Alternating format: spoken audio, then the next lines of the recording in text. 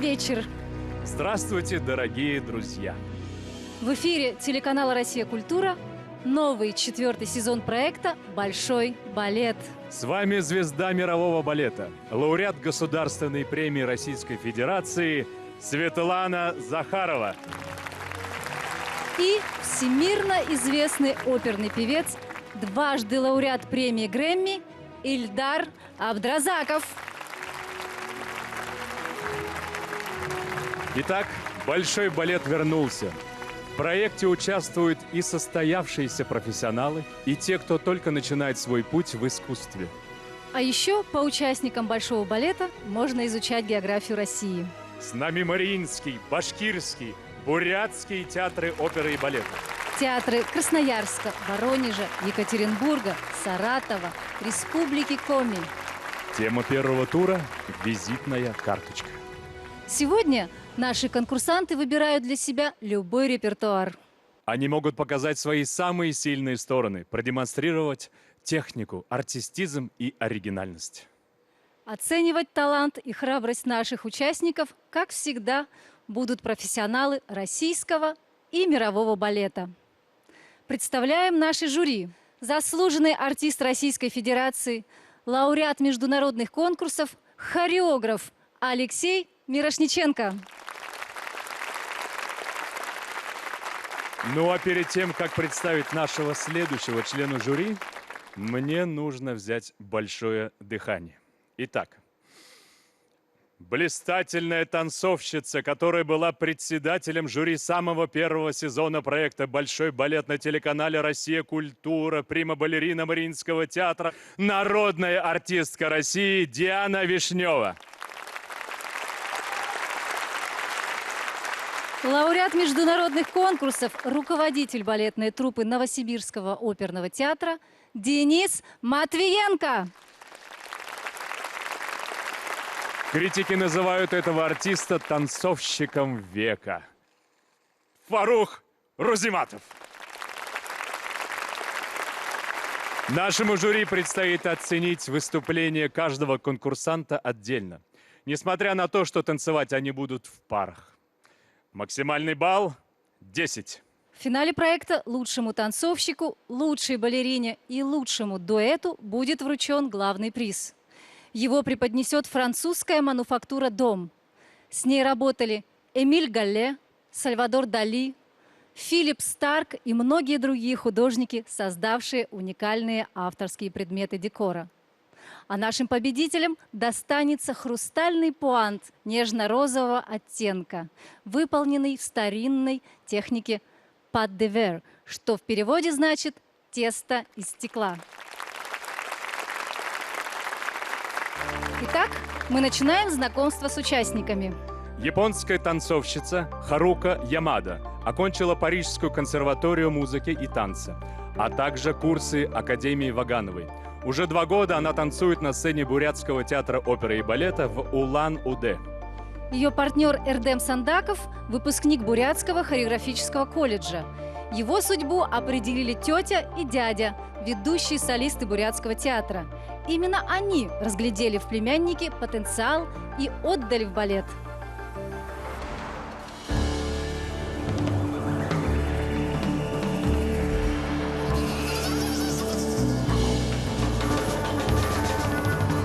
Я вырос в деревне. Все воспоминания мои о деревне – это самые лучшие моменты, которые были у меня. Улан-Удэ – это для меня первый город в России, но сразу мне понравилось, потому что здесь очень люди, как моя семья. Харука, она очень трудолюбивая, выкладывается всегда на полную на репетициях. У него все есть талантливый, способный. Я очень рада танцевать с Эрдемом. Для меня партнерша, это, наверное, как что-то драгоценное.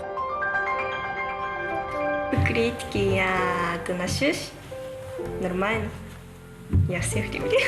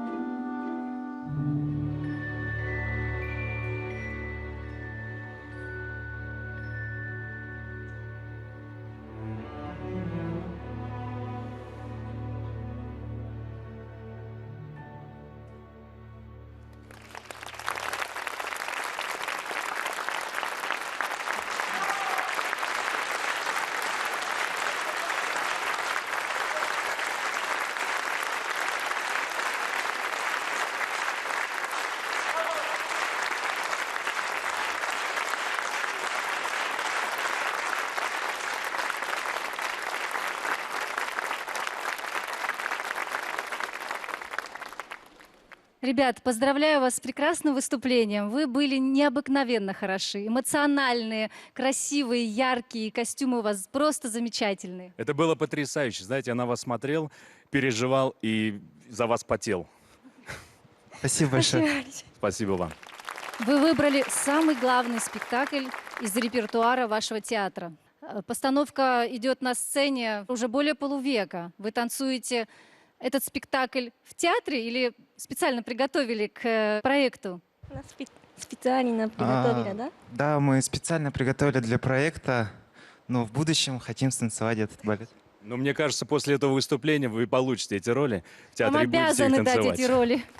Эрдем, я знаю, что ваша мечта попасть в Японию. Вот если бы вы приехали в Японию, куда бы вы сначала пошли, чтобы вы посетили? Наверное, сразу в центр и по магазинам. Правильно, но там еще вкусные суши, хочу напомнить. Там прекрасная архитектура, и там очень красивые залы. И также там есть оперный театр, Японская национальная опера. Да, кстати, Харука, а чего вам не хватает в России? Японского. Извините. Мне не хватает рыбы. Рыбы не хватает, Рыба, я Я ее так могу и знала, понять. да, я так и знала. Спасибо вам огромное. Теперь бы мы хотели обратиться к мнению жюри. Пожалуйста, Алексей, что вы скажете по поводу вот этого прекрасного дуэта? Ну, в первую очередь, мне очень понравилось исполнение. Это прекрасно, что в репертуарах театров сохраняется национальный, колоритный, самобытный такой репертуар. Ну, ребята, конечно, волновались. Видно, что Харука буквально на ровном месте делала какие-то помарки, там, по дебуре. Но это все не катастрофично. Единственное, что хотелось бы, чтобы в этой хореографии можно очень много каких-то своих нюансов добавить. Вот он вас несет, здесь могут быть больше локтей, жете назад вы могли спиной это все подчеркнуть, сделать больше амплитуды. Но мне кажется, это еще все впереди, когда это все будет в спектакле, когда вы в него войдете, и сам спектакль поможет вам найти эти вещи, ваши репетиторы. И Эрдем очень хорошо держал, так что я вас поздравляю. Спасибо. Спасибо большое. Денис, как вы считаете, справились ребята? Во-первых, я хочу поздравить вас. Спасибо. Вы мне очень понравились. И я хочу поздравить тебя, Эрдем, как партнера. Видно, что ты Спасибо. очень хорошо держал и очень стабильно держал. Вот. Я хочу поздравить Харука, поздравить тебя. Мне понравилось твое актерское мастерство. Очень светлая была. Мне немножечко не хватило, вот мне кажется, ты местами, когда делал какие-то поддержки, ты немножко зажимался. Как бы лицо сразу становится такое серьезным. Как бы не теряй это, потому что это дуэт любви, и любить нужно всегда, даже когда поднимаешь. Но в целом вы очень хорошо танцевали. Я вас поздравляю, молодцы. Спасибо большое. Диана, мне бы хотелось услышать ваше мнение о наших конкурсантах. Я вас поздравляю. Вообще выступать первыми — это неблагодарное дело в таком формате, в других софитах. Конечно, для первого раза вы меня удивили, потому что, особенно приезжая на проект, кажется, что ты берешь уже отученные, опробованные вещи. А тут вы молодцы, конечно, то, что это еще и премьера у вас. Хотя я могу, конечно, отметить эту станцованность вашу, прекрасный дуэт. Вы такая действительно пара. Может быть, вы и в жизни пара, мне показалось, не знаю. Конечно, мне хотелось бы узнать историю сюжета этого балета. То есть я вижу, что-то он там у тебя хочет открыть твое лицо, какое-то стеснение. Ребята, правда, вы не могли бы коротко рассказать сюжет балета? Потому что действительно этот спектакль идет только на сцене вашего театра, и мы, я думаю, что и жюри, в том числе и я, и Ильдар, мы не видели этот спектакль. По легенде, река Сибирская Енисей, она Ангара. Дочь Байкары. Вот мы влюблены в друг друга и хотим убежать, а Байкал не дает этого. И по легенде он кидает огромную скалу. У нас даже в Бурятии есть шаман-камень, называется. И он переграждает путь Ангаре. Но она все-таки находит лазейки, вытекает, и мы вливаемся в друг друга, и вот такая легенда. Потрясающе, спасибо большое. Кстати, это было заметно. Спасибо вам огромное. Безумно рада, спасибо вам, потому что первое выступление всегда так же нервное и для нас. И как это вот пойдет, и вы внесли в какую-то такую приятную ноту для нас. Спасибо. Фарух, ваше мнение? Мне год назад довелось быть в Улан-Удэ со своими спектаклями, с 2 спектаклями. Вроде бы такая отдаленная территория, но тем не менее там находится замечательный театр оперы и балета. Да. И то, что ребята сегодня показали, в целом это было неплохо. Харуки, дуэт должен быть дуэтом. Все приходы, опускания, следи за стопами. В целом хорошо. Поздравляю. Спасибо. Спасибо за ваше мнение, Фарух. Итак, уважаемые жюри, а теперь ваши оценки. Я хочу напомнить, что каждого участника мы оцениваем отдельно. Итак, по 10-бальной системе мы сейчас оцениваем Харуку Ямаду. Очень сложно, но Харуки я поставил бы все-таки 6. Диана Вишнева. Я все-таки поставлю 8. Спасибо большое. Денис Матвиенко. 7. Фарух. 8. Спасибо. Спасибо. Аригато гозаимасу. И оценки, пожалуйста, Эрдему Сандакову. Эрдему я с уверенностью могу поставить 8. Спасибо большое. Ну да, 8. Денис. Спасибо. А я поставлю 7. Фарух. 8. Итоговый балл Харуки Ямада 29 баллов. За свое выступление Эрдем Сандаков получает 31 балл. Ребят, спасибо вам большое. До скорой встречи. Спасибо. Почему я сказал про стоп?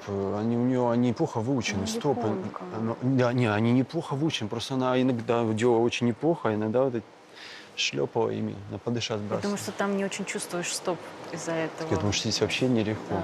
Это мои, когда из Новосибирска ехали сюда, я их предупреждал, что это вам не в театре танцевать.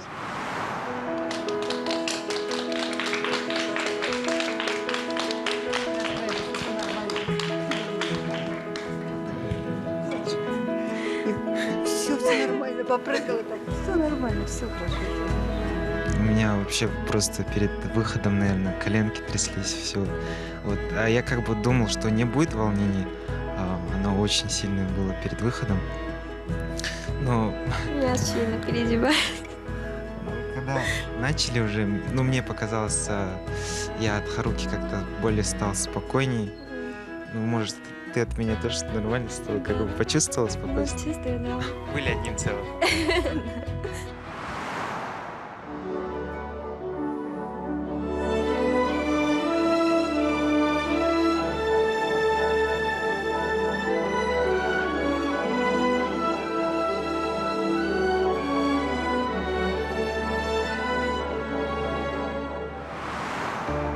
«Вешние воды» – это история любви русского дворянина и прекрасной юной итальянки.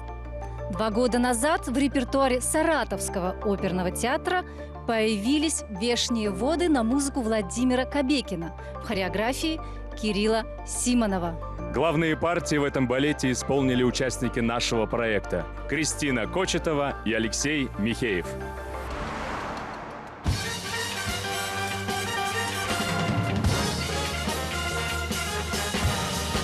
Ну, наверное, я терпеливая. Не могу сказать, что я не могу сорваться, но терпения у меня хватает.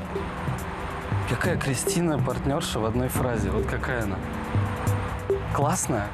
С Кристиной на сцене очень легко, она понимающая. Мне кажется, что конкуренции в нашей профессии просто не должно быть, потому что в первую очередь это искусство, это красота. Артист балета должен обладать огромной силой воли, потому что балет – это больно всегда. Алексей, как партнер, он человек надежный. Что бы ни случилось, он никогда не подведет. Балет все больше и больше проникает в меня, и каждый день я хочу развиваться все больше и больше. В первую очередь я хочу получить удовольствие от этого проекта и открыть для себя что-то интересное и новое.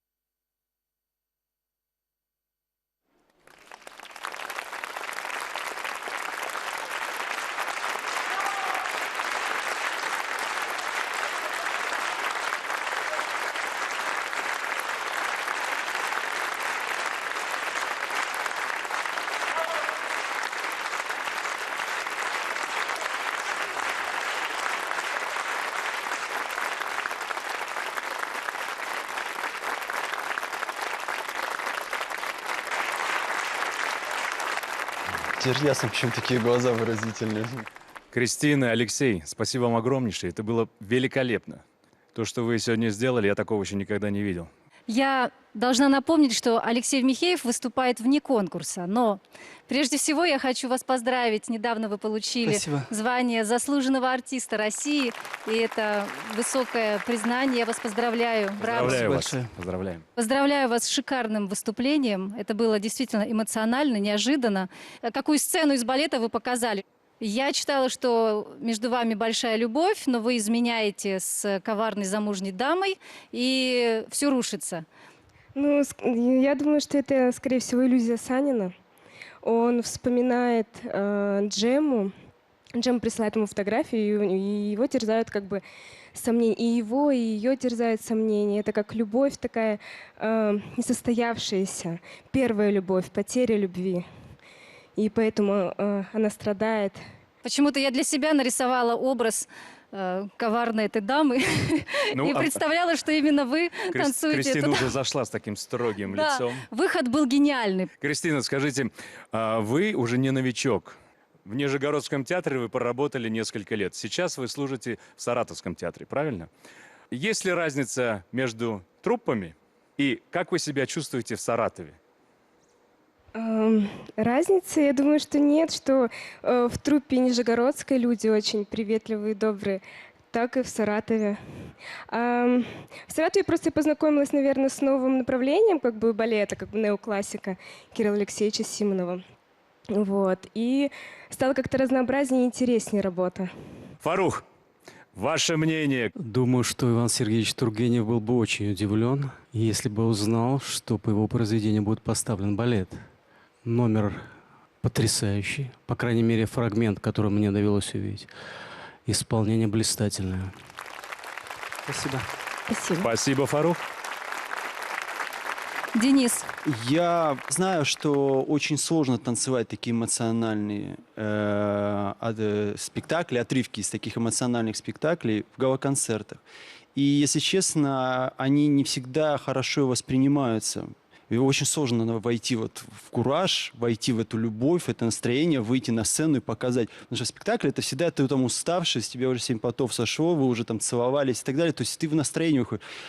Поэтому я вас хочу поздравить, вы большие молодцы, что настроились, вышли и действительно показали. Денис, можно я добавлю от себя? Конечно, конечно. Вы знаете, вот я смотрела, когда вы танцевали, и подошла сейчас сюда на сцену, мне показалось, что когда вы выступали, вы были намного старше, нежели вот когда и близко на них старше. смотришь, да? Да, и эти Просто глаза. совершенно другие лица. Прости, пожалуйста, Денис, что Я перебила. просто вот мы с тобой очень Образ. похожи. Когда ты подошла сюда поближе, я смотрю, а она Юное просто- лицо, да? Да, а тут такая высшая. Причем я еще даже подумал, наверное, взрослая, такая серьезная. Это мы к тому, что ты молодец, как актриса, что ты перевоплощаешься. Поэтому я хочу увидеть этот спектакль. Может быть, я никогда не был в Саратове, но может быть... Приезжайте в Саратов. Я была в Саратове, там прекрасный театр, я танцевала «Дон Кихот». Публика была удивительная, и сам театр с хорошей атмосферой, чистый, красивый, ухоженный. В общем, приезжай, потанцуй. Может, трахнем Давай стариной, вместе, давай. Что сказать, что сказать? Ну что, сказать, пап? что сказать? Молодцы, Ладно, ребят. Честно, ничего я вас не говори. поздравляю. Спасибо. Спасибо большое. Диана, что вы нам скажете об этом прекрасном дуэте? Ну, во-первых, тоже я не была тоже в Саратове и не видела танцовщиков Саратова. Прекрасное знакомство, да, поздравляю вас. И тоже вот эта смена лиц, да, вот на фотографии смотришь, тоже другие люди, особенно если говорить о Кристине. Хотела бы маленькую деталь добавить. Мы обязательно должны продумывать, да, как мы выглядим. Любой волос, любая складка, сразу она гипертрофируется на сцене. Вы не художник по костюму, понятно, но балерина за все отвечает, когда она выходит танцевать. И вот это туда-сюда поднималась вот эта красивая золотая история декоративная. И она, понимаете, она укорачивает шею, она двигается там и отвлекает от того, что вы привносите именно в свою роль. И это очень важно, чтобы было все перфекционистски к этому относиться. Спасибо. Алексей, ваше мнение? Ну, видите, вы прям всколыхнули всех членов жюри. И, по-моему, вот все здесь присутствующие скоро поедут в Саратов. Прям все, вот да. Мне кажется, будет очень хорошая компания. Абсолютно совпало мнение, в смысле ощущение, то, что увидела Светлана, об этом сказала. Мне казалось, что вот у вас были места, где были поддержки, вот вас Алексей переносит, и у вас такое, знаете, практически неживое лицо, очень коварное, и мне тоже хотелось местами больше эмоциональности. А вообще вы так все это оживили, и всегда интересно смотреть, вот это очень, не знаю, как дальше пойдет, действительно визитная карточка, здесь репертуар вот совершенно необычный, это всегда интересно, и молодцы. А у вас много постановок, Кирилла? Да, достаточно. Он с нами много работает. Достаточно, то есть больше не надо уже, да? Нет. Я понял. Надо, мы очень любим его. Итак, уважаемые жюри, теперь я вам хочу напомнить, что мы оцениваем только Кристину. Фарух, пожалуйста. Фарух? 10. Я вот Денис? тут думаю, в Саратов едем? Едем. Оценка влияет. Едем в Саратов? Конечно, приезжайте. Я шучу. Я поставлю 9. Диана, ваше 9. мнение? Алексей, 9. спасибо. Общая оценка 37 баллов. Спасибо большое. Спасибо. Спасибо, ребята. До скорой встречи. Спасибо. С боевым крещением вас. У нас есть время реабилитироваться, у нас есть время все исправить. И прически, и платья, и туфли. Мы все подошьем, все подлачим, все поднимем, шею удлиним. И я очень рада, что оценка жюри была высокая. Все наши труды были не зря. Такой опыт у нас, конечно, в первый раз. Ну, это новый И- формат какой-то, да, именно И выступление. это даже не тяжелее, это просто что-то новое. Это интересно и мы с этим заставляет знакомимся. как-то вот по-другому смотреть на вещи Да. просто. Другие, конечно, ощущения, чем когда ты в родном театре, в родных стенах.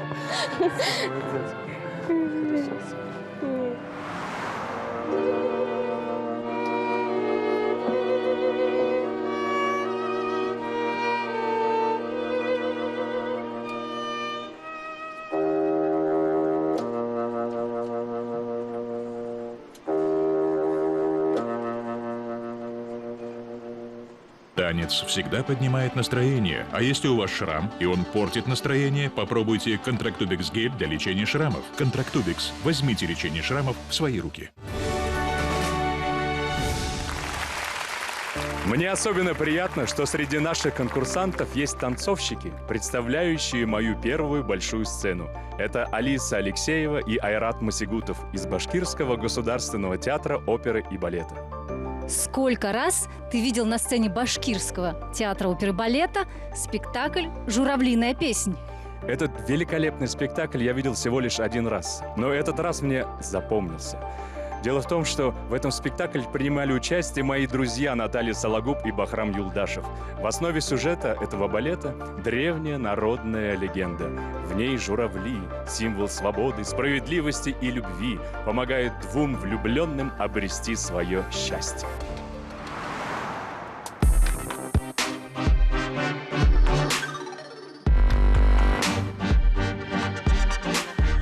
Я чувствительный максималист. Самый главный конкурент – это я сама себе. Я не очень уверенный в себе человек, но я хотел бы стать более открытым. Опыт, который ты не получишь, наверное, на других конкурсах. Здесь ты слышишь замечания прямо в лицо, знаешь, какие у тебя ошибки, как тебя оценивает жюри. У меня есть два этапа восприятия критики. Я сначала недоволен, но потом я думаю, что в этих словах было правильным, и пытаюсь анализировать. Современный хореограф мне, конечно, дается труднее, потому что мне приходится постоянно себя ломать, постоянно как-то себя освобождать. Не опуская рук, заниматься и оттачивать одни и те же движения каждый день. Наверное, это какой-то вызов самому себе, что вот я должна.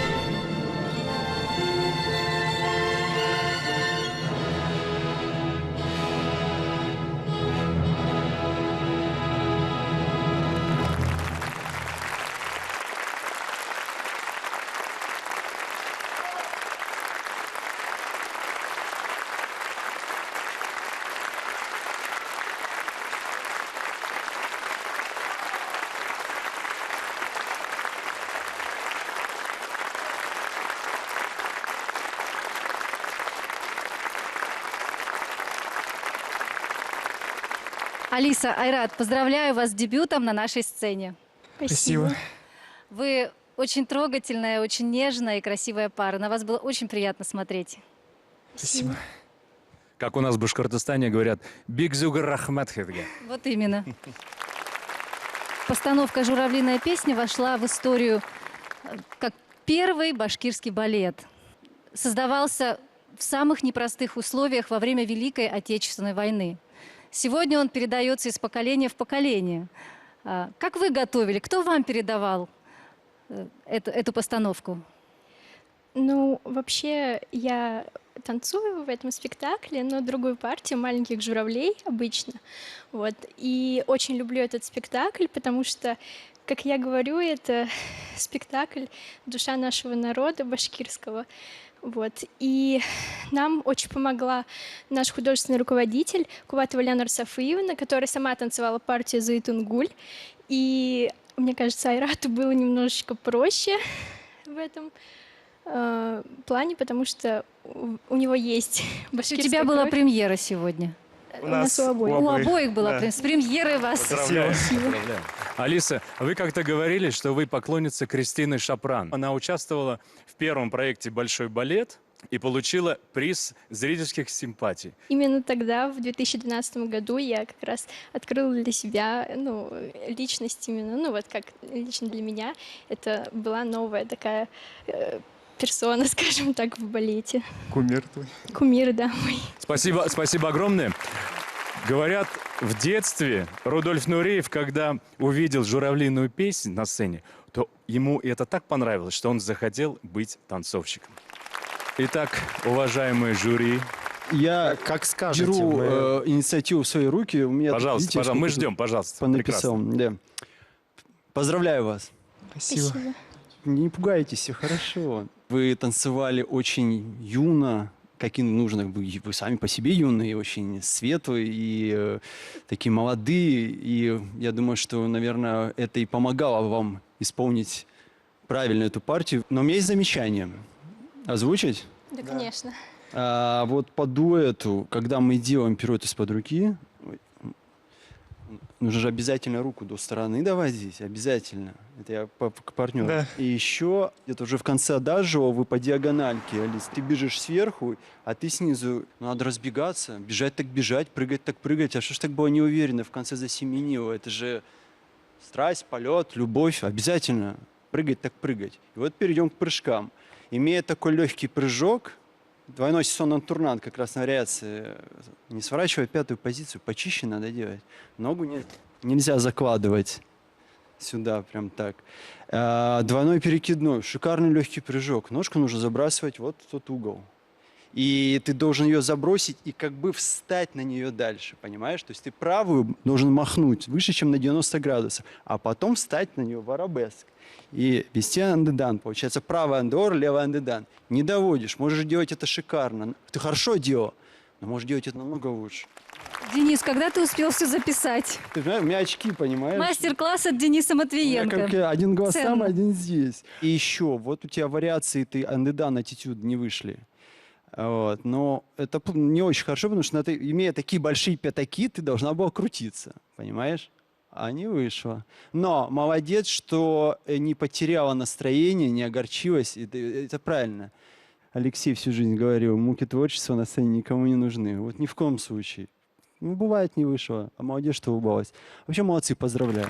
Спасибо. Алексей, а что еще о муках творчества вы можете рассказать? Ну, а муках творчества не хватит всех выпусков передач, можно много чего рассказать, но действительно их не должно быть видно. Не надо мук, а хочется видеть уже результат. Хотелось больше красок, особенно у Алисы. Хотелось бы, чтобы это как-то было более разнообразно. И хотелось бы тоже, чтобы руки были менее зажаты, потому что особенно здесь национальный колорит. И здесь, казалось бы, как раз было бы с этим проще. Можно было бы эти руки, так сказать, разжать. В целом, еще раз, это все молодые люди, еще не очень И опытные. они впервые вышли на эту сцену. впервые Для них вышли. сегодня дебют. Поэтому Дебют, и я здесь думаю, что совершенно- хочется вас, наоборот, поддержать сегодня. Спасибо так, а вам мы огромное, Алексей. поддерживаем, Спасибо. Фарух. Довольно нервозно все это было непросто, но с момента адажио что-то стало появляться, то, что бы мне хотелось. Момент ученичества стал уходить. Пытайтесь избегать этого, особенно в вариациях.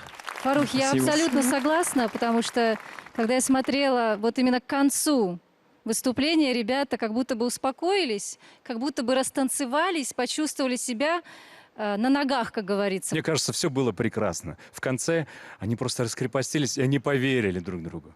Спасибо. Дианочка, Спасибо. ваше мнение? Хотелось бы поддержать больше, чем я могу. Мне кажется, что я вас буду ругать. Очень много технических задач, и зритель не должен откликаться, а тем более я профессиональный зритель, я не должна откликаться на то, чтобы у вас что-то не получалось, и мне тяжело смотреть, потому что я вижу недочеты и ошибки. Это нужно немножко пересмотреть, мне кажется, работу даже просто с педагогом. То есть такая зажатая, я бы сказала, даже не шея, а спина, что она не дает выполнять вам технические задачи. Это мешает всему, это мешает раскрепоститься и отдаться свободе образу, настроению, эмоции, хореографии. У Айрата координация и подходы, они хороши, но слабые ноги, и ты не можешь именно владеть этим и показать эту технику, то, что так захватывало, да, зрителей эмоционально. Поэтому дерзайте, работайте, у вас еще все впереди. Уважаемый жюри, спасибо огромное за подробное описание выступления. И сейчас хочется услышать баллы для Алисы Алексеевой. Алексей? Мне тоже очень хочется поддержать, но я, наверное, Алисе поставил бы 6. Спасибо. Диана? 6. Спасибо. Денис, ваша оценка? Присоединюсь к ребятам, 6. Спасибо. Спасибо. Фарух? 7. Оценки для Айрата Масигутова. Пожалуйста. Айрату тоже 6. Спасибо. Спасибо. Диана? Ну, я поставлю Айрату все-таки 7, да. Поставлю 7. Спасибо. Спасибо. Фарух? 8. Спасибо. Спасибо, Фарух. Итоговый балл у Алисы Алексеевой 25 баллов. У Айрата Масигутова 28 баллов. Спасибо нашим участникам и до встречи в следующей программе. Спасибо. А правильно ты сказал, парень в полноги. Но он, Да, но и, он ну, даже это если правильно сделал руку, она все равно бы не смогла вращаться. претензии к педагогу, Да, а не к ним. Потому что нужно все, педагог должен видеть.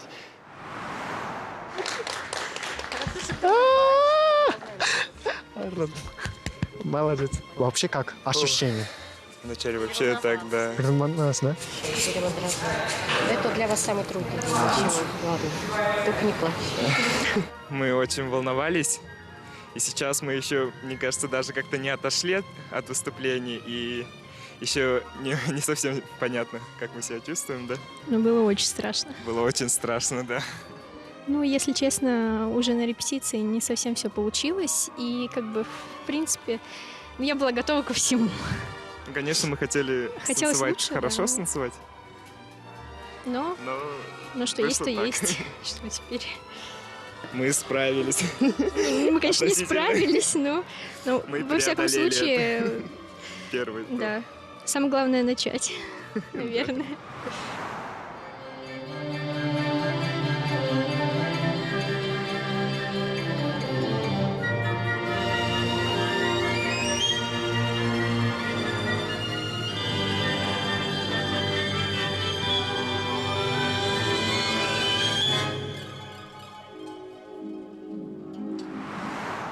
Ильдар, теперь моя очередь делать признание. Очень интересно.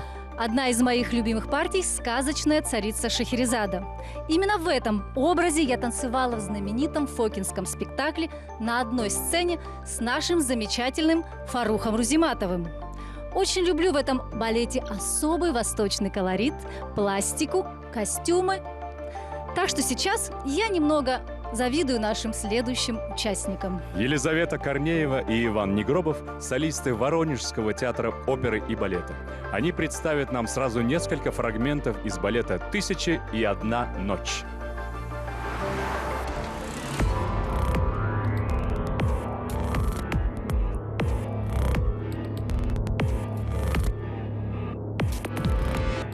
Моя бабушка работает билетером в зрительном зале.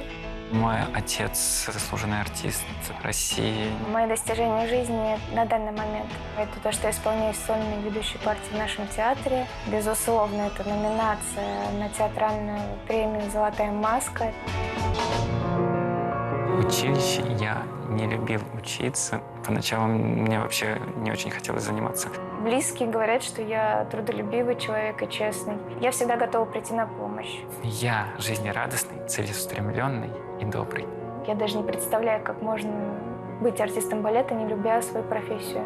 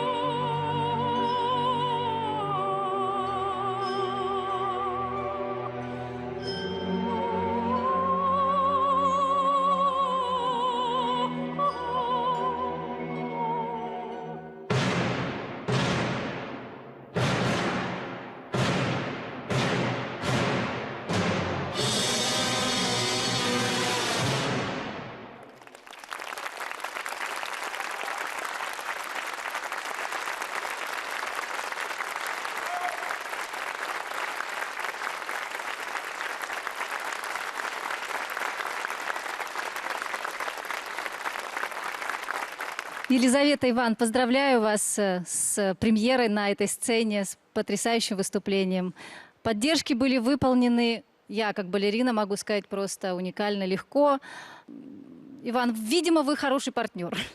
Спасибо, очень приятно. Спектаклю более 40 лет. Почти столько же он идет и в Воронежском театре. Партия «Шахрияр» – одна из самых любимых партий у Михаила Негробова, отца и педагога Ивана Негробова. Иван, как вы думаете, папа доволен вашим сегодняшним выступлением? Я думаю, он будет рад, что я здесь. Он безумно много вложил в меня. Я надеюсь, я его не подвел. Скажите, а как часто ваш отец вас хвалит? Не так часто. То есть разбор полетов предстоит? Да. Сегодня Отлично. особенный день. Я уверена, сегодня папа обязательно поддержит и похвалит. Поздравляю вас. Спасибо. Елизавета, скажите, для вас балет был мечтой с детства, правда? Вот что вас привлекло? Костюмы, не знаю, может быть, декорации, может быть, сама сцена? Я просто училась в школе искусств, а затем я увидела балет, приезжие труппы. На тот момент я жила в городе Белгороде, у нас там нету театра. Тогда я поняла, что это безумно красиво, и вот эта легкость. В первую очередь мы же влюбляемся визуально, вот поэтому во всю красоту. На тот момент я не знала, что это будет тяжело. Ну, вы очень красиво выглядите, у вас такие действительно восточные красивые костюмы. А я сейчас вспомнила, когда Фарух, вы помните, как мы в театре Шатле во Франции, в Париже записывали балет Шахерезада? Танцевать в Париже с Фарухом — один из моих любимых балетов. Это было невероятно. И, честно скажу, я с многими партнерами танцевала балет Шахерезаду, но, наверное, те ощущения, эмоции, которые давал Фарух, он давал именно вот этот правильный восточный колорит. Давайте услышим мнение жюри. И, конечно, мы начнем с Фаруха. Расскажите ваши впечатления от пары сегодняшней. В целом мне понравилась очень красивая пара. Первая пауза, которая была хореографическая, я боялся, что можно еще было вариацию вставить. Так долго она длилась, но ребята справились. А это много чего стоит. Иван, не сбрасывай, пожалуйста, позы, когда в арабеск с Елизаветой продлеваешь. И момент, когда ты стоишь спиной во время танца, глаза на спине. Не выключайся, это очень важно. Эмоции все-таки внутри, на лице поменьше эмоций. Чем сильнее, тем контролируй себя больше. Поздравляю.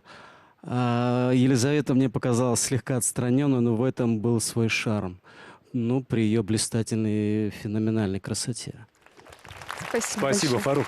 Диана? Ну, вы знаете, после похвалы Фаруха это вообще очень дорого стоит. Его похвала, это вы сами знаете, это огромная редкость. Да, согласна, что вы очень красивая пара, но вот этой красотой лица, шеи, тела, ей нужно, вы знаете, вот вам дано это от природы, но теперь в нее нужно больше вложить профессию, она должна быть чувствительной, да. Иван, да, я согласна, что эмоция, она должна быть не звериной, да, она должна быть говорящей. Спасибо большое. Алексей, ваше мнение?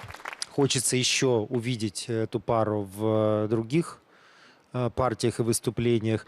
Конечно, Елизавете хотелось бы вот этот небольшой выход. Вы могли его юрче сделать, быстрее смена ракурсов, ну, больше игры с позами. Интересно, какой момент. Вот у вас заканчивается дуэт, вы заносите руку, то есть вы Шахрияр, вы хотите убить Шахерезаду. Да, это вот этот момент. А что дальше в спектакле? Проходит день, и она продолжает свою сказку. То есть понятно. Да, этим жестом она останавливает сказку. Понятно. То есть теперь мне понятно, почему такое драматичное лицо было, когда вы бежали с ней наверху в поддержке, бежали на нас. Ну что же, молодцы, ребята. Все уже довольно обширно высказались. Спасибо, Алексей, спасибо. Денис, ваше мнение нашему прекрасному дуэту? Ну, поздравляю, ребята. Я хочу вернуться к Фаруху. В первый раз в партии в Шахерезаде, первый раз я вас увидел в 99 году. Причем это был гала-концерт. в Токио. Тогда был совсем еще молодой, юный. И, конечно, я был в диком восторге. Я был загипнотизирован даже. Вот я вот так стоял за кулисами. И потом я долго думал, анализировал, что так меня, почему. Потому что я видел хороших танцовщиков, которые танцевали, это очень хорошо. Но от Фаруха был какой-то гипноз. И я понял, почему это происходит. Вот то, чего не хватило у вас. Разговор телом. У него нет пустых моментов. Пауза, прыжок или что. Он разговаривал телом. Вот, поэтому вот чего мне не хватило, честно скажу. Тем более это Восток. Здесь очень много красок. Знаете, как восточные сладости. И я вот, Вань, не понял, почему ты был такой даже не злой, а агрессивный. Так он ее убить хотел. Я знаю, но он же и любит ее, правильно, в какой-то мере. Последи за этим, потому что это немножко такое маниакальное было. Как мне поначалу, я аж вот... На самом деле это была только первая ночь. Ну, как бы у нас в Валете. Так тем Поэтому более, он был очень... Если первая ночь, чего же так сразу злишься? Вот проживешь 17 лет, потом злись. Почему 17? Ну, сейчас помню, я 17 лет женат. Очень. Автоматически вспомнил. Очень интересные мнения, и сейчас давайте услышим оценки. Оценки Елизаветы Корнеевой. Алексей? 7. Диана? 8. Денис? 7. Фарух? 10. Спасибо. Спасибо. Оценки Ивану Негробову. Алексей? 8. Диана? Спасибо. 8. Денис? Знаете, тоже 8. Фарух? 9. Спасибо. Итоговый результат Елизаветы Корнеевой – 32 балла. У Ивана Негробова 33 балла. Ребят, поздравляю. Спасибо большое. Спасибо вам, Увидимся ребята. в следующем эфире. Спасибо. Спасибо.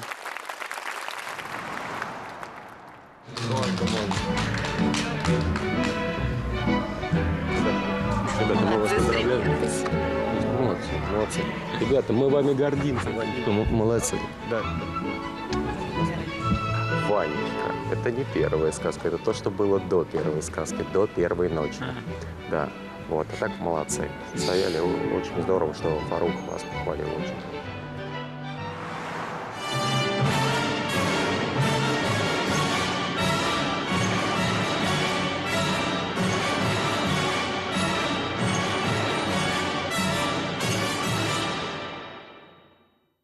Минеральная лечебно-столовая вода «Стелмас Магний» содержит магний, кальций и сульфаты, которые поддерживают правильный обмен веществ. «Стелмас Магний» для вашей легкости.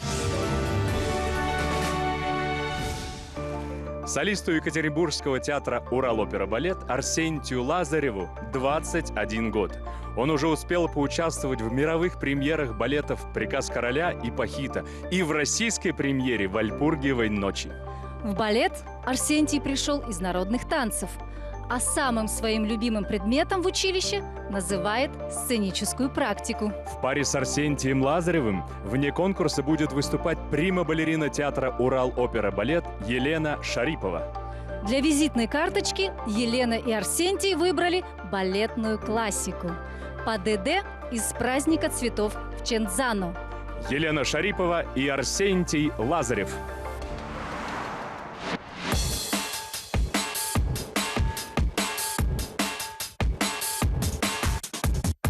В детстве я жил в поселке под Новосибирском. Я родилась в городе Димитровград, Ульяновская область. Я пока танцую все, что можно. Я потихоньку начала влюбляться в современную хореографию, но все же классика у меня на первом месте. Если говорить про конкуренцию между артистами, она должна быть, наверное, но здоровая конкуренция, толчок к росту, к самосовершенствованию. Волнение перед выступлением на сцене у меня бывает в тех случаях, когда я в чем-то не особо уверена. Как у тебя? Ну, почти то же самое. Последняя мечта была моя — поучаствовать на большом балете, и моя мечта осуществилась. Если рассказывать о своих мечтах, то они не сбудутся.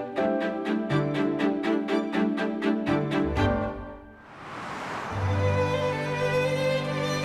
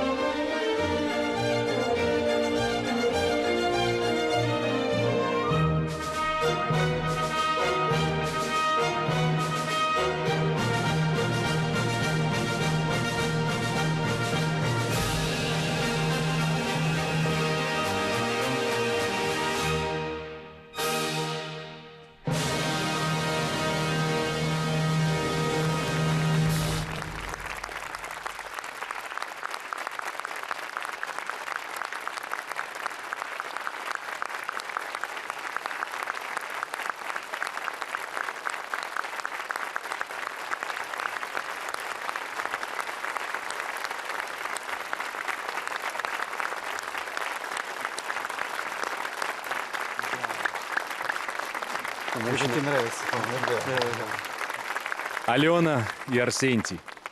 Знаете, я первый раз смотрел сегодня ваше выступление. Это было захватывающе. И мне прям, опять захотелось вырваться на сцену. Тебе честно музыка говоря. понравилась, И музыка наверное. красивая, да, и вы так танцевали красиво.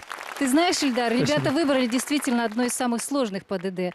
И когда я смотрела, я подумала, наверное, все-таки это ваша визитная карточка. Потому что я видела ваши воспитанные культурные стопы, и работу ног нельзя не оценить. Поэтому не зря вы выбрали именно это ПДД. Я вас поздравляю с блестящим выступлением. Спасибо. Можете как-то сейчас оценить сегодняшнее ваше выступление? Несколько слов о том, что вы чувствуете, танцуя на этой сцене. В первую очередь хотел бы сказать огромное спасибо моей партнерше за короткий срок. 3 недели мы успели, я надеюсь, хорошо подготовиться.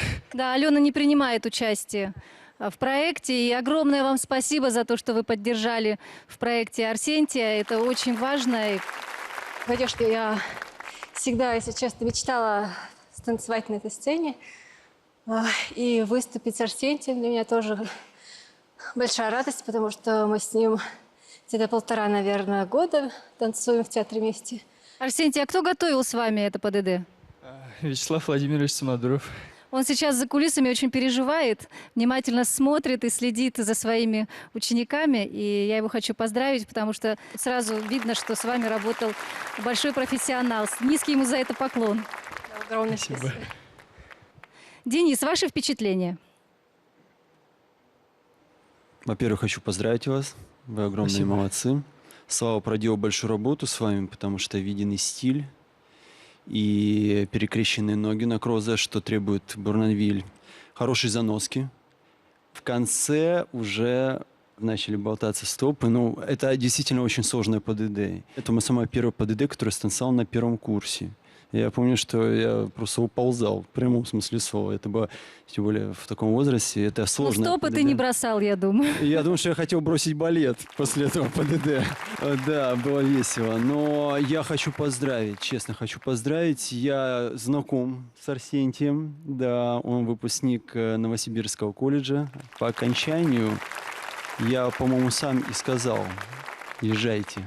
Куда В езжаете? Екатеринбург, потому что я знал, что их позвали, и я знал, что в Екатеринбурге он будет танцевать, много танцевать, больше, чем в Новосибирске. Мы То учимся... есть ты не видел ребят Арсентия в репертуаре своего театра? Он специфический танцовщик довольно-таки, но... У него определенные партии какие-то Нет, я, для скорее него всего, существуют? понимаете, когда приходишь, руководишь театром, то, естественно, всегда не хватает каких-то артистов, знаете, это как пазлы. Их нужно... То есть такие, как Арсентий, они были в это время в театре, и поэтому он бы не станцевал, такое количество работы у него не было. Да, А у он него хороший получился танцовщик. сейчас шанс Да. вырваться. Танцовщики должны танцевать. Учимся 8 лет, чтобы потом сидеть В очереди. в очереди или на скамейке запасных. Зачем? Вот, поэтому следи за стопами. Иногда позиции не такие чистые, как могли бы быть. Немножко напряжены руки. Был дуэт, были нюансы. Вы смотрели в глаза друг другу. Я вас поздравляю, мне очень понравилось. Спасибо большое. Спасибо большое. Скажите, Алексей, теперь вопрос к вам. Вот скажите, вы согласны с мнением Дениса? Да, безусловно. Ну, у меня вопрос, извините, а почему Алена не участвует в конкурсе? Да, Алена, а почему Алена, ты не почему вы не участвуешь? участвуете в конкурсе? Первое, наверное, действительно? то, что я по возрасту не прохожу, я считаю... Об этом говорить нельзя. А жаль, мне кажется, что Алена Да. как раз Она могла еще бы... Вам лет 16, я думаю. Да, то есть вы еще не То есть вы еще не исполнился тот- готовы Да. участвовать в таком серьезном проекте, как «Большой балет», вы еще не доросли до него. Я очень хотела, но... Ну, профессионально доросла как раз, вот очень жаль. Арсентий, большая просьба к вам. Пожалуйста, все-таки делайте аттитюды за себя. Это не только же в этом ПДД нужно ноги за себя. Всю жизнь, пока вы будете танцевать, пока у вас не за себя арабески, аттитюды, вы без ног, вы на одной ноге. Спасибо. Диана. Ну, прекрасное впечатление, действительно такой профессиональный уровень. Но, конечно, есть куда расти, есть, потому что Бурнанвиль и вообще классика, она в в деталях. Это даже к концу карьеры ты только начинаешь понимать, как надо танцевать. Так, прекрасный напор, да, мне понравилось. Спасибо большое, вас поздравляю. Спасибо. Фарух, пожалуйста. Мне показалось, что хореография Бурнанвиля требует прежде всего четкость, поз. К сожалению, у Арсентия был прекрасный порыв, но совершенно не было никаких поз. Ни пятых позиций, ни подготовительных позиций рук этого не было. Был хороший бег легкий, да. Но в целом, особенно к концу, ты просто поплыл уже чисто физически. И все говорят о сложности, но балет это действительно это очень сложный вид искусства. Это априори всем известно. Но публика приходит насладиться. И мы не должны показывать, сложно или не сложно. Вышел, умри, но станцуй. Ну, слава богу, у нас здесь все живы. И вот эти два цветка. Да, но, Ильдар, Да. на правах ведущей Пожалуйста. я все-таки попробую Алену уговорить принять участие в конкурсе. Можешь посоветоваться с Вячеславом Самодуровым, который готов, я думаю, сейчас тоже как-то ответить и поддержать. Он нас слышит, он нас видит, и мы можем с ним выйти на связь. Вячеслав, здравствуй, привет. Скажи, ты даешь свое благословение в участии в конкурсе Алене? Ну, решает всегда танцовщик, но мне кажется, я бы вышел приглашенным артистом, мне бы все сказали спасибо, а если бы участвовал, то мне бы договорили замечания. Я не знаю, зачем. Тоже верно. Но зато у них будет шанс стать лучшей парой проекта, если они оба будут участвовать. Зачем лишний стресс? Итак, до того, как жюри поставит свои оценки, мы должны услышать твое решение, Алена. Алена, давай. Алена, давай. Послушаюсь художественного руководителя. Мы тебя будем поддерживать тоже. Алена Арсентий, слушает и мы- своего художественного руководителя. Она сказала, И очень жалко. Ну что же, услышим оценки. услышим оценки для Арсентия Лазарева. Алексей. 7. Дианочка. Да, я тоже поставлю 7. Денис. А я поставлю 8. Спасибо. Фарух. 7. Арсентий Лазарев получает 29 баллов. Спасибо. Ну, Критика, наоборот, нужна, чтобы вырасти, правильно? Да, да. Странно. А ее Я будут бы- ругать, а что? А кто для будет чего мы ругать-то? здесь сидим? 4 человек, которые вообще могут Которые советовать. добрые, да. красивые. Мы никого не ругаем, мы всех любим.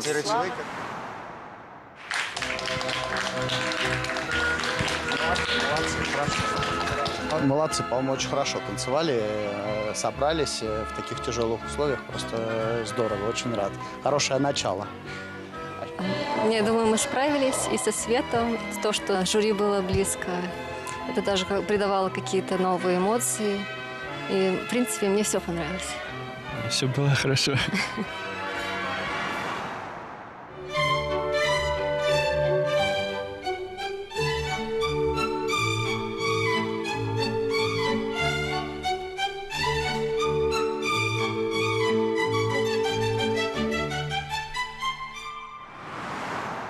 Среди уникальных балетных раритетов есть запись 1940 года, на которой легендарные танцовщики Ольга Лепешинская и Петр Гусев исполняют вальс Машковского в хореографии Василия Вайнонена.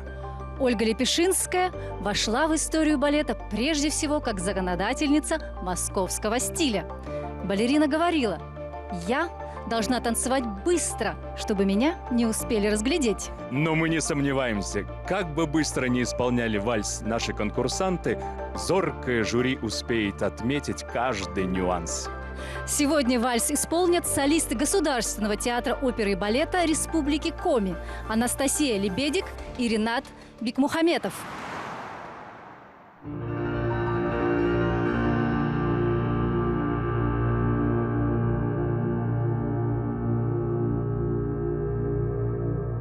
Я очень добрый, трудолюбивый, люблю сложности.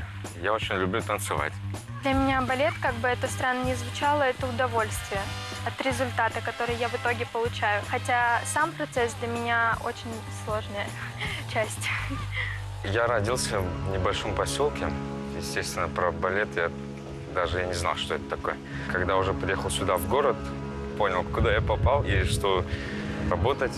Я не стремлюсь что-то выиграть или получить в материальном плане. Для меня важно, что я приобрету духовно. Вообще, после таких событий, значимых в жизни, все не возвращается в прежнее русло, меняются приоритеты какие-то и ценности.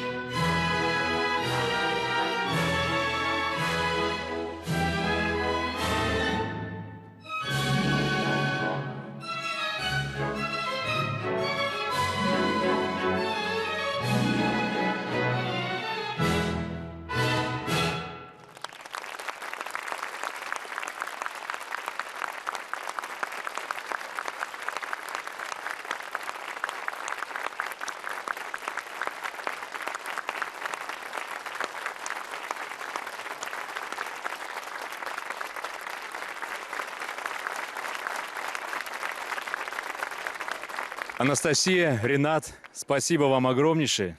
А особенно мне понравился ваш поцелуй. Он был такой скромный и такой был естественный. И вот ощущение было любви. Спасибо вам большое. Настоящий Спасибо. советский поцелуй. Да. Почему вы именно выбрали этот номер? Это очень виртуозный номер и интересный. Когда нам его предложила станцевать Марианна Альбертовна Рышкина, мы готовились к фестивалю Сыктывкар Сатулыс. И усердно работали над этим номером, чтобы его показать. Но с течением обстоятельств не получилось выйти в самый последний момент. И вот сегодня на этой сцене у нас состоялась премьера этого номера, и мы его показали. С премьерой вас поздравляем. Поздравляем. Спасибо. Ренат, а вы довольны вашим выступлением? То есть все ли получилось, что вы задумывали? Я думаю, да. Но есть еще над чем работать. Да, Есть над чем работать. А об этом нам скажут наши великолепные жюри. Фарух, пожалуйста, вам слово. Поздравляю, ребятки. Наверное, в таких, на первый взгляд, простых номерах важно сохранить эстетику. Номеру этому, наверное, уже лет 70-60.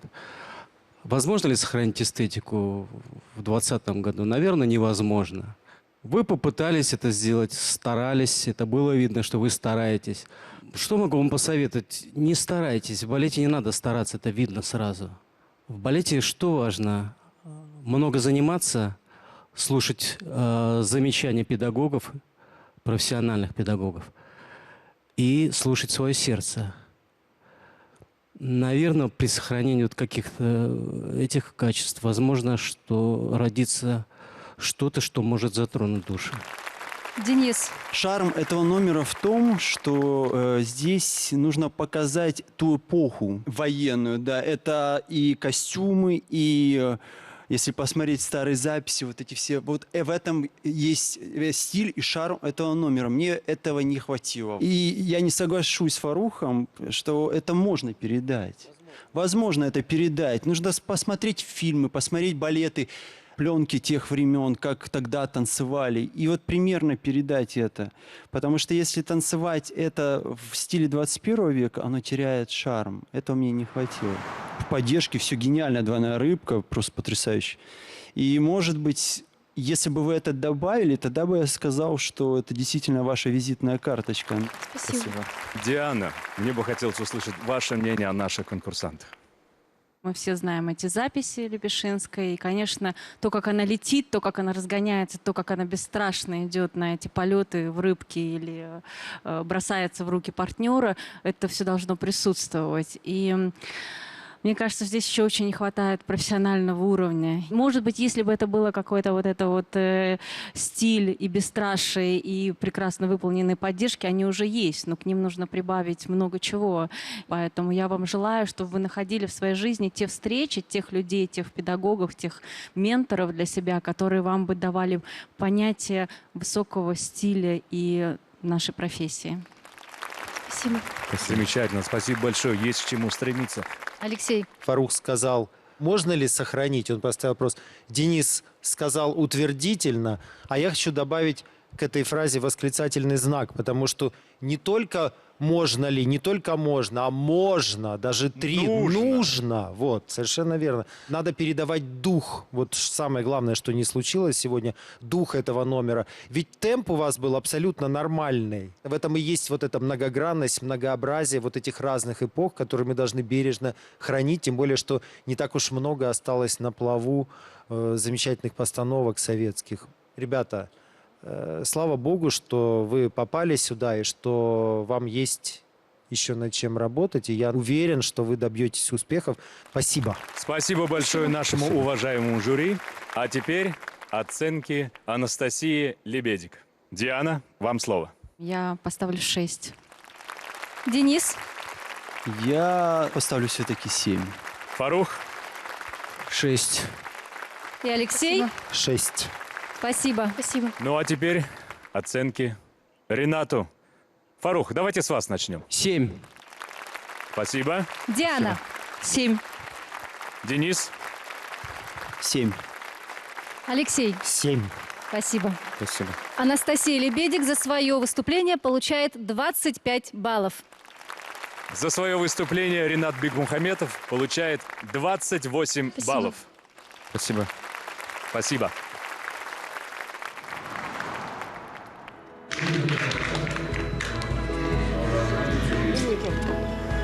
С премьерой, дорогие мои. Вы были прелестны.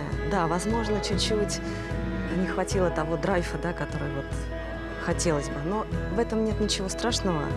Я знаю, что он у вас есть. Вам просто нужно научиться его отдавать. Эмоции захватывают, переполняют. Это волшебно на самом деле.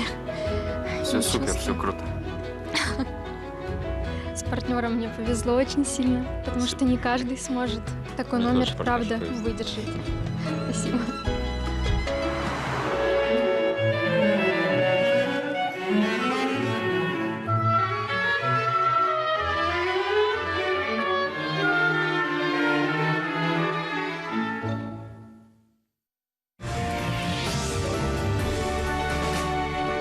Великий Сергей Рахманинов за всю свою жизнь написал всего один балет для своего друга, блестящего хореографа Михаила Фокина.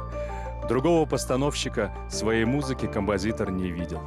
Действительно, Сергея Рахманинова сложно танцевать и сложно ставить. Тем не менее, солисты Красноярского театра оперы и балета решили рискнуть. Их визитная карточка – пробуждение на музыку Сергея Рахманинова в хореографии Сергея Боброва. Анна Федосова и Марчелло Пеллицони.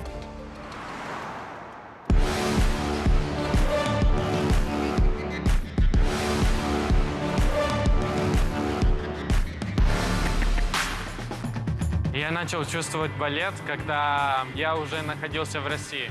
Самое яркое мое впечатление с детства – это поступление в хореографический колледж. Я решил, что все-таки лучший балет в России, и мне надо научиться в Москве.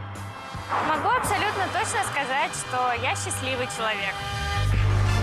Если ты упал, то должен вставать и не показывать, что что-то не так. Самый большой кошмар – это опоздать на спектакль. Ну, такого, слава богу, не случалось. Только иногда снится такое перед премьерой, как... Пока не случилось. Пока не случалось.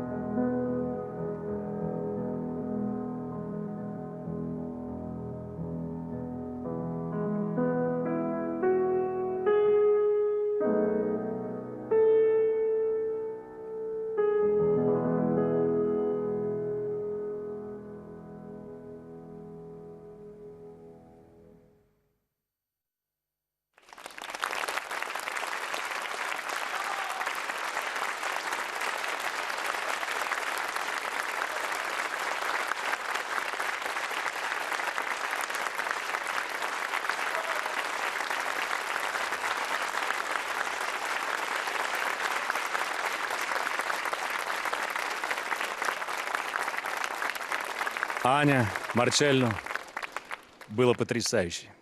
Прекрасный Спасибо. дуэт, органичный. Мне очень понравился. Трогательно. Очень трогательно. Спасибо вам большое. Спасибо большое. Марчелло, come meglio, руссо, итальяно? Давайте на русском. Давайте чтобы на все- русском, чтобы все поняли, да? Да, чтобы все... Как так? Итальянский парень из Пармы, правильно? Все правильно. Вы приехали в Россию. В 14 лет? В 14 лет, да, все правильно. То есть мы, живя в России, едем в Италию. Я сейчас говорю про оперу. Ну, мы все знаем, что опера, она началась в Италии. В принципе, так же, как и балет. Да, балет родился в Италии, но я считаю, что так как опера для Италии это как бы главная страна, я считаю, что Россия для балета это главная страна. Молодец! И на самом деле моя карьера международная началась тоже в Парме с конкурса Верди. Это был телевизионный конкурс, такой же конкурс, как вот большой балет сегодня. Я получил гран-при этого конкурса, и на следующий день, когда я вышел в город, меня узнавали люди. Приглашали в рестораны, бесплатно кормили, в магазины зазывали, заходите. Это Я Италия. был просто звезда того времени, и я тогда понял, что ну вот она, слава пришла. Надеюсь, что так же будет и для меня в России. Хочу сказать, что оттуда началась моя карьера, потому что меня сразу пригласили в театр Ла Скала, где я исполнил свои первые партии. Марчелло, а твое какое первое впечатление от поездки в Россию? Изначально было страшно, потому что я всю жизнь жил в Италии и не говорил по-русски. Но как только зашел в зале первый раз, я понял, что надо работать. И это то, что я люблю, поэтому я делал правильное решение. Анна, чего вы ждете от нашего проекта? Что вы хотите получить? Хочу получить здесь бесценный опыт, который мало где можно получить. И самое главное — участие для нас. Танцевать для вас после такого длительного периода без спектаклей на сцене. Это большое счастье танцевать сейчас здесь. И это у вас потрясающе, блестяще получилось. Молодцы. А теперь наше уважаемое жюри. Алексей, пожалуйста, ваше мнение. Я хочу сказать, что очень гармонично лег этот номер на эту пару, и они действительно здесь были дуэтом. Вот здесь мне не к чему придраться, поэтому я вас поздравляю. Это удачное было очень сочетание хореографии, вашего исполнения, вашего дуэта. Поздравляю. Спасибо. Спасибо. Фарух, а вам есть к чему придраться? Какое-то двоякое впечатление от номера. С одной стороны, это было трогательно. Исполнители старались, они все четко выполняли. Но, к сожалению, все-таки моменты ученичества, они превалировали, они настолько были очевидны. При том, что это было достаточно трогательно, мило. Наша Диана. Спасибо, ребята. Хочу спросить Марчелло, а почему он выбрал Красноярск? На самом деле так получилось, потому что я после диплома, когда я выпустился, получил травму и долго не мог вернуться в зале. И только вот через несколько времени я начал немножко заниматься. И после этого было и первое предложение работать в Красноярске, и я сразу согласился. А Анна заканчивала тоже в Красноярске? Нет, я заканчивала Пермский государственный хореографический колледж. И как же так? Почему же не в Перми остались? Не знаю, потому что была молодая, маленькая, амбициозная. Мне предложили в Красноярске сразу ведущий репертуар, и я... Ну, ребят, мне хочется сказать, что мне приятное ощущение от вас составили, то, что вы показали. Вернемся к музыке Рахманину, и, конечно, она имеет свою драматургию, свою изломленность, свой надрыв, и это очень важно показать внутренне эту музыку, станцевать именно драматургию этой музыки, и мне этого не хватило, особенно у Анны, но, в принципе, мне вы понравились, я вас поздравляю. Спасибо. Денис, пожалуйста. Не хватило разнообразия хореографического для меня. По поводу вас, вы очень трогательно, нежно танцевали. Вы как раз, мне показалось, что вы прочувствовали, Анна и Марчелло, что вы такие были трогательными, нежными. И мне понравилось ваше исполнение. Поздравляю вас, вы огромные молодцы и красивые. Спасибо. Оценки Анне Федосовой. 8. Диана. 8. Денис. 8. Фарух. 8.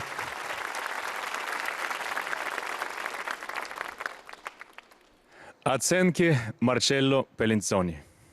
8. 8. 8. 7. Спасибо уважаемому жюри. Анна Федосова получает 32 балла. Марчелло Пеллинцони получает 31 балл.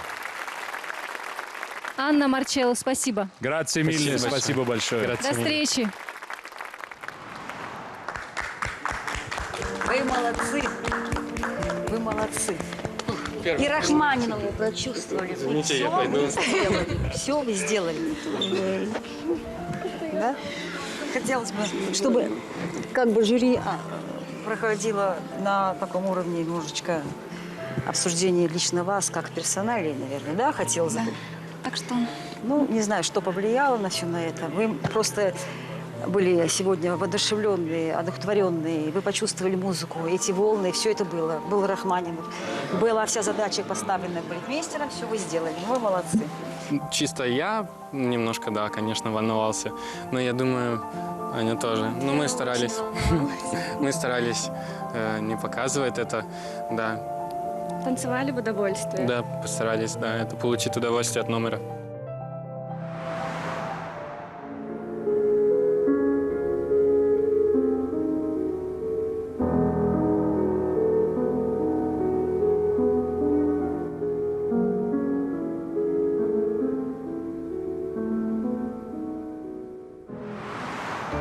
Наш последний номер снова классика. Музыка великого композитора Петра Ильича Чайковского. Хореография гениального Мариуса Петипа. В основе либретто сказка Шарля Перро. И вы, конечно, уже догадались, что это один из самых любимых балетов во всем мире. «Спящая красавица». Такой выбор сделали солисты Государственного академического Мариинского театра Мария Хорева и Владимир Шкляров.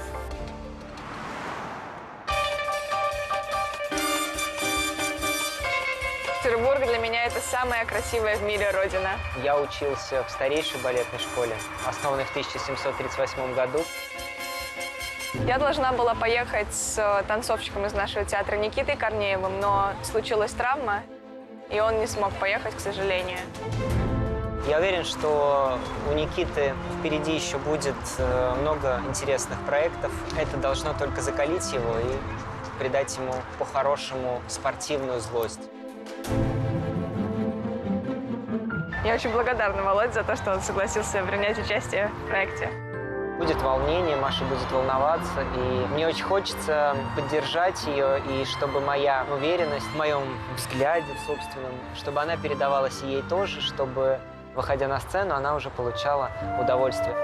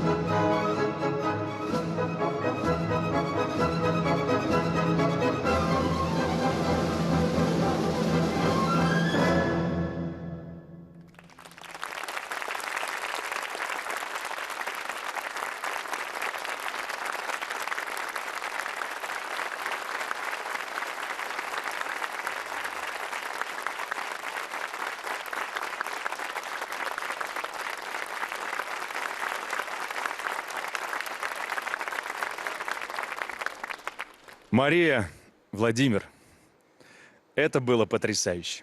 Ильдар, это было кристальное исполнение чистой классики. Спасибо вам огромное, это было изумительно. Поздравляем. Спасибо, поздравляем. Владимир, да, и спасибо большое, что вы к нам приехали и поддержали. С огромным удовольствием. Спасибо огромное. Хочу сразу сказать просто огромное спасибо Володе. Володь, ты знаешь, честно говоря, когда я увидела вас в костюмах спящей красавицы, я, честно говоря, не ожидала, потому что я ожидала вас увидеть в «Ромео и Джульетте», например, сцена балкона. Светлана, во-первых, хочу сказать, что вы потрясающе выглядите. Спасибо. Непривычно видеть вас, так скажем, по ту сторону рампы, поскольку если мы встречались на сцене, то Глаза в глаза. обычно вместе танцевали. Это выбор Марии, это ее визитная карточка. Маша выбрала, я просто подстроился под этот репертуар. Конечно же, мне очень хочется помочь. Я от себя еще хотела сказать, что «Спящая красавица» — это просто тот балет, который, опять же, Володя мне помог подготовить в театре. Много времени провели в репетиционной студии, и Володя приходил на репетиции, что для меня было вообще огромным подарком, поэтому... Да. Обычно не прихожу. Нет. И вас разбудил. Премьер Мариинского театра приходит на репетиции ко мне, и это огромная честь, поэтому, да. Мне кажется, что родилась новая Аврора в театре.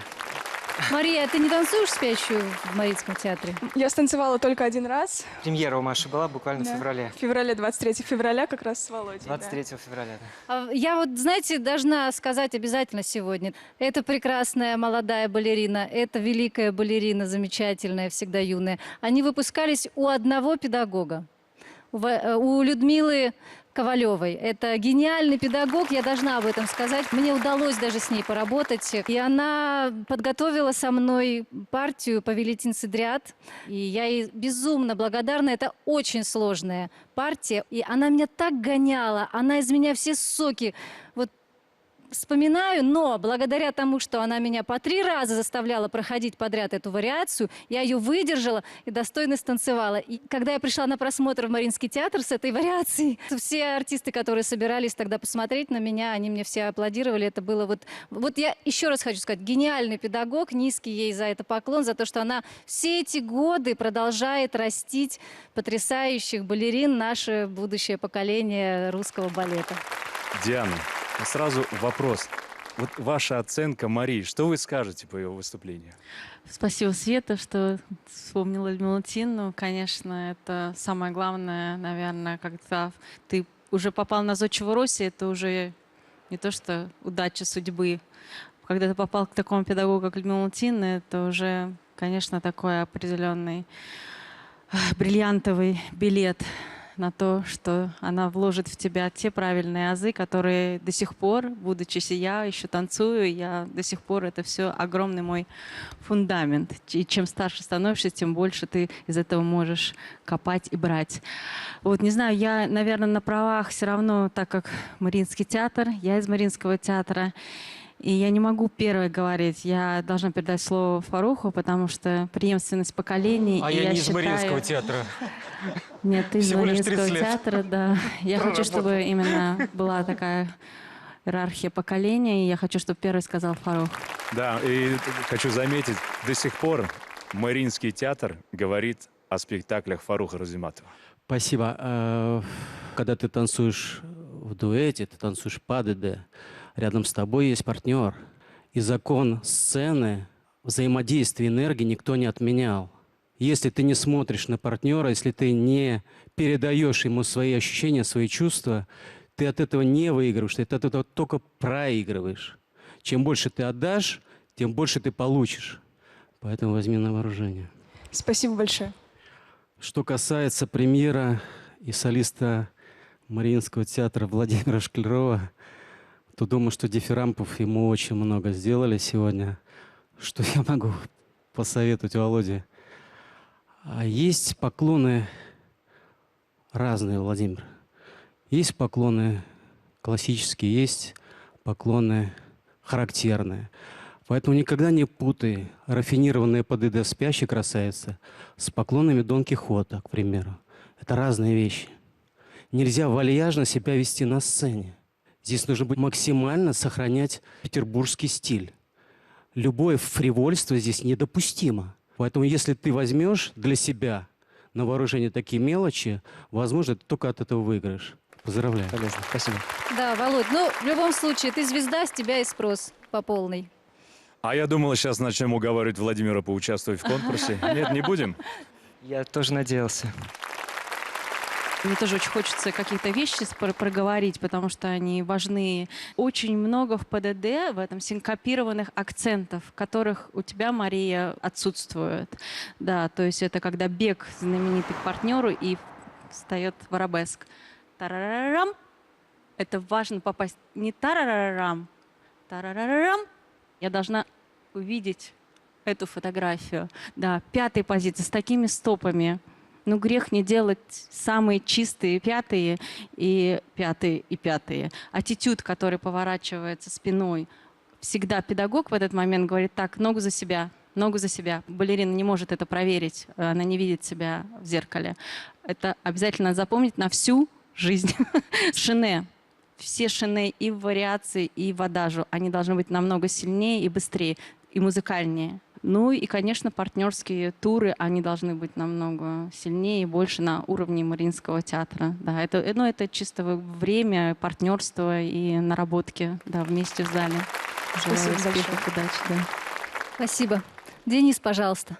Для меня «Спящая красавица» — это как Библия классического танца. Я всегда к этому так относился. Как партнеры, мужчины, так и женщины, наверное, за всю свою карьеру никогда не доведут до совершенства эту партию. Несколько дней назад я был на концерте в Мариинском театре, и ребята танцевали по ДД, и, конечно, были какие-то ошибки, естественно, и вот прошло несколько дней, и она очень много ошибок исправила. Я хочу похвалить тебя, что ты, если ты такими темпами будешь исправлять ошибки, то, может быть, тебе удастся довести эту партию до совершенства. Ну, где-то к пенсии. Спасибо большое. Спасибо. Алексей, пожалуйста. Я хотел бы начать с Володи. Он не участвует в этом конкурсе, поэтому я хотел бы сразу поставить 10. И я до сих пор помню спектакль «Жизель» с Марией Ширинкиной, который вы танцевали в Перми, до сих пор. Поэтому еще раз спасибо и за этот спектакль. Спасибо, Алексей. Спасибо. Вот, а по поводу Марии, ну, здесь очень много вещей, вот, за которые действительно не стыдно. И вот Светлана сказала, что кристальное исполнение чистое. Почти. Сделайте, пожалуйста, без партнера препарасьон с 4-й позиции перед турами. Да можно даже с микрофоном. Не вы, Володя. И опять пошла спиной. И стоп! Вот, но сейчас еще ничего. А когда вы, совершенно верно, когда вы делали, вот вы увидите, иногда чисто, а иногда у вас прям как, ну, от жадности ква-ква, понимаете? Ноги разъезжаются в неудачный ракурс, и вы уже не Аврора. А в остальном, Мария, вы для меня просто действительно Аврора. Я считаю, что это вот абсолютно ваша визитная карточка по поводу корпуса, манеры. Я на самом деле много бы еще мог сказать, чего, но это очень хорошо. Я вас поздравляю. Спасибо вам большое. Еще раз хочу сказать огромное спасибо, конечно же, Людмиле Валентиновне Ковалевой за все то, что она мне дала, и Эльвире Геннадьевне Тарасовой, которая со мной очень долго репетировала эту партию, и мы, надеюсь, с ней продолжим это делать. Я им очень благодарна. У нас наступает ответственный момент. Оценка Марии Хоревой. После Фаруха. 10. Фарух. 10 баллов. Я поставлю 9, чтобы был запас. Денис. А я поставлю 10, чтобы запаса не было. Алексей. Я хочу, чтобы был запас, но поставлю 10. Спасибо большое. И свою 10 я тоже отдаю Марии. Спасибо большое, Володя. За свое выступление Мария Хорева получает 39 баллов. Поздравляем. Спасибо. И до скорой встречи. До скорой встречи. Спасибо вам большое. Спасибо. Ну, ребятушки, я вас поздравляю. Ура, ура. Володя, начну с тебя. Тебе спасибо, потому что ты умеешь задать тон, умеешь задать стиль аристократический. Ну, видишь, главное, что ты мужчинам понравился. Все мужчины дали десятки. Женщины, они все-таки имеют элемент, так сказать, некого, скажем, да. Некой ревности, скажем так. Для Маши это огромный опыт. Есть чему и у кого учиться. Это главное. Невозможно быть довольным своим выступлением, конечно, нет. Конечно, если будешь доволен, уже можно заканчивать Да. станциями. Конечно, Тем более нет. классика, визитная карточка «Спящая красавица» Мария Герой, потому что это нужна очень большая уверенность в том, что голубая классика прозвучит убедительно. И как показали оценки жюри, Маша сделала абсолютно правильный выбор, начав этот конкурс со «Спящей красавицы».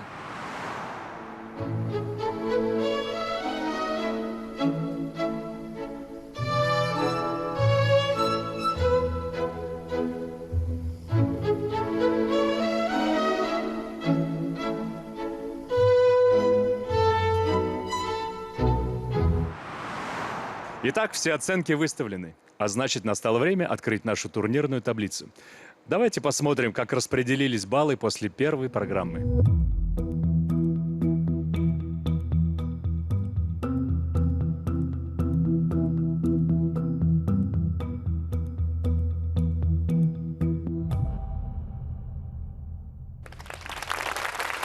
Старт проекту «Большой балет» дан.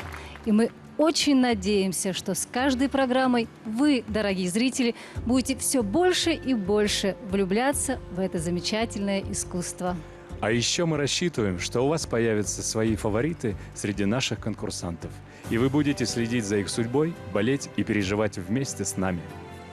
В следующей программе мы снова встретимся с нашими участниками, а темой выпуска станут классические и неоклассические балеты. Все только начинается. Не пропустите. До встречи через неделю на телеканале «Россия. Культура» в проекте «Большой балет».